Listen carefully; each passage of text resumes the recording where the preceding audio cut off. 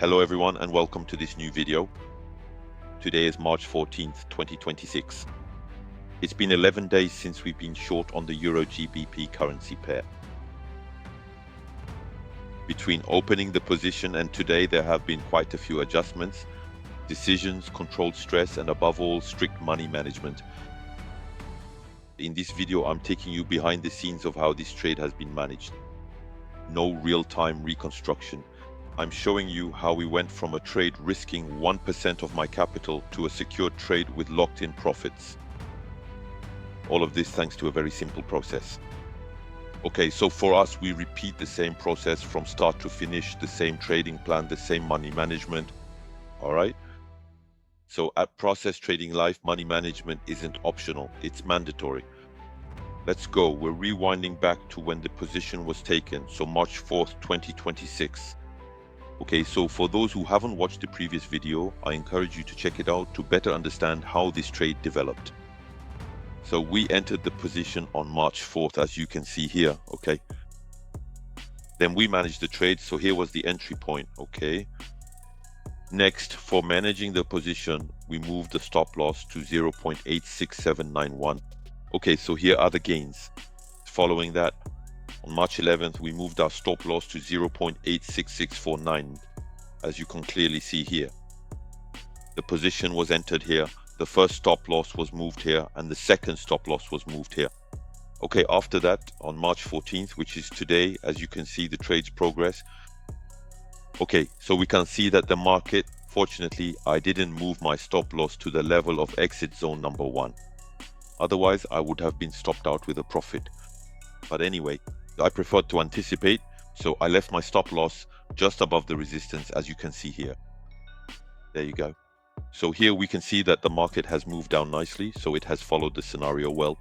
Bearish impulse, retracement, bearish impulse here, consolidation, okay, strong bearish impulse here, consolidation, bullish impulse. It came to trigger all the stops that were placed here. That's why in swing trading I move my stop losses a bit higher, so I let the market breathe. So here, if I had moved the stop loss to this level, I would have been stopped out. Here, the market came to hit those stop losses, right here. And now we can clearly see that it just made a bearish impulse. As we can see here, quite simply, right now the market is in a downtrend. Theoretically, we will try to reach exit zone number 2. So I will only move my stop loss if the market comes to that level. Here, at the lowest point, I will move my stop loss just above the resistance. So now let's switch to TradingView and I'll show you the trade live.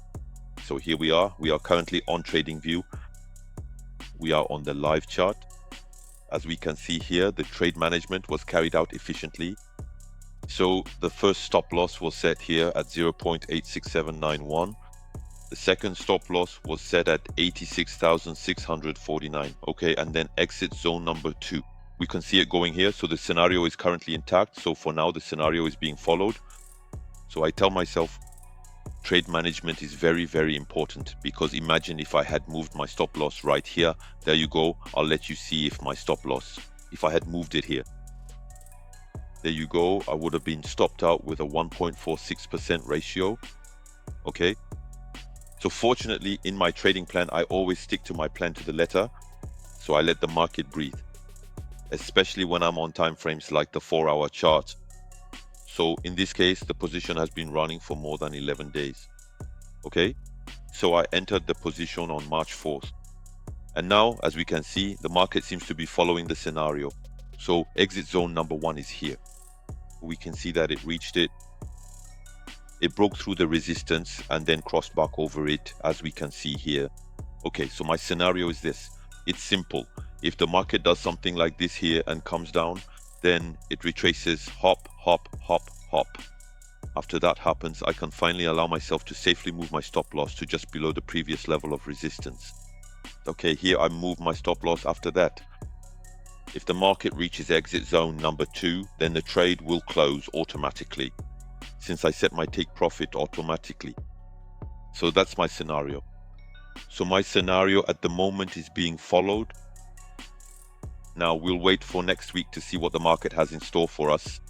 So if you want more information or further updates, don't hesitate to subscribe to the YouTube channel. Remember to drop a like, leave your comment below.